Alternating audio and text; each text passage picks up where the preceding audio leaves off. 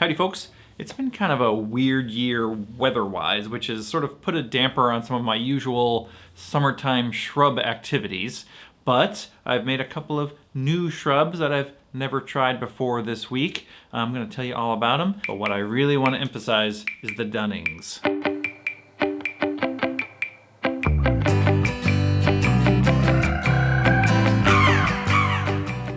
Okay, so we had a very wet spring, lots of rain, and a very hot and smoky, kind of unusual summer, which seems to have been bad for some of the fruits. For example, the raspberries in the garden, they're kind of limping along. We're getting a few, but not the real bumper crop that we usually get. Furthermore, usually by now I would have gone out to the side of the highway to pick blackberries and make blackberry shrub, but those don't seem to be ripening up really at all. And now the weather's starting to cool off a bit. I'm not sure that's going to happen at all. Also, I have a friend that usually lets me come and pick plums off of her plum tree. She told me there's no plums this year, so I don't know what's going on. Anyway, strange times, global warming maybe. Now I got a question from a loyal viewer, Lindsay Lowe on Instagram. She had a question about watermelon shrub. I've never actually made watermelon shrub before, but I thought since I can't make blackberry, let's try watermelon. I got a comment on my shrub omnibus video about fig shrub. Somebody saying they wanted to make fig shrub, and I thought, you know what?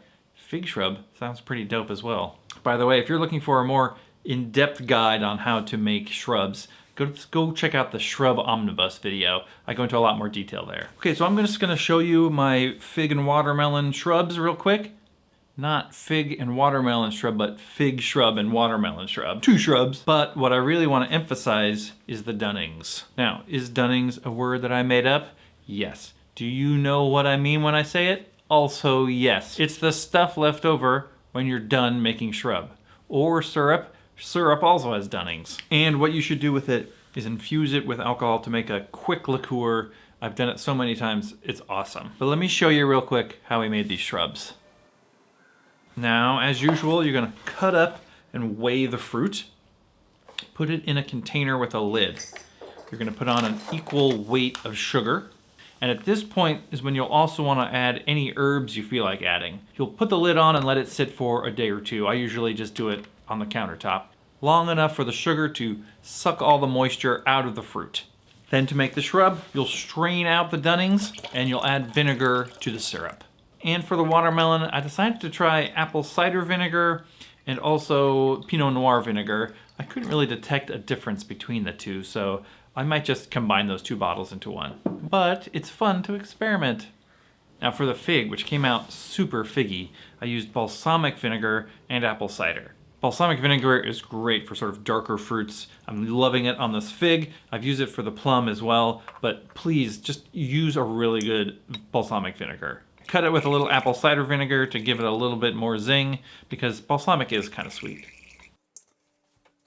Now the watermelon tastes super watermelon-y, but you do have to shake it before you use it because the watermelon really separates very easily.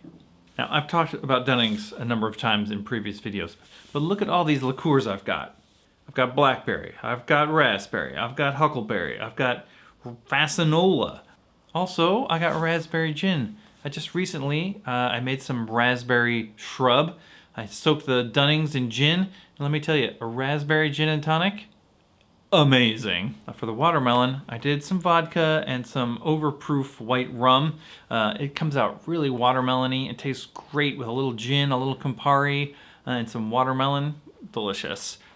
Any of these, by the way, are really good with just soda water and maybe a dash of bitters on ice. For summer, refreshing, yummy. Okay, but what I'm really the most excited about is the figs. I soaked the figs in bourbon for like 2 days, and it came out so delicious, super figgy, but with a nice rich bourbon base. Oh my god, I'm speechless. So good. I made up a whole new cocktail just to feature it because I'm so excited about it, and we're calling it Go Figure.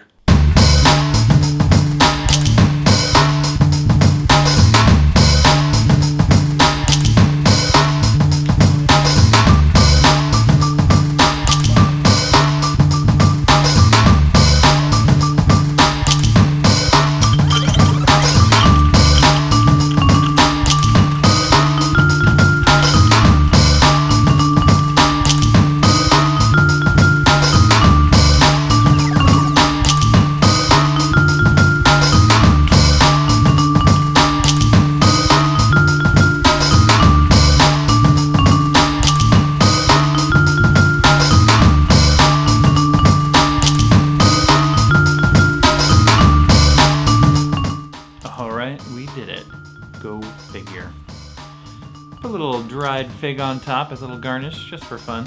Put that aside for later. I also put a spritz Madeira on it because I had Madeira in a spritz bottle left over from Fingertips. Go check it out. All right, it does have this nutty Madeira smell. Yeah, it starts sweet. It's got this fig sweetness. And then the Cynar comes later at the end. And a little bit of spiciness from the rye.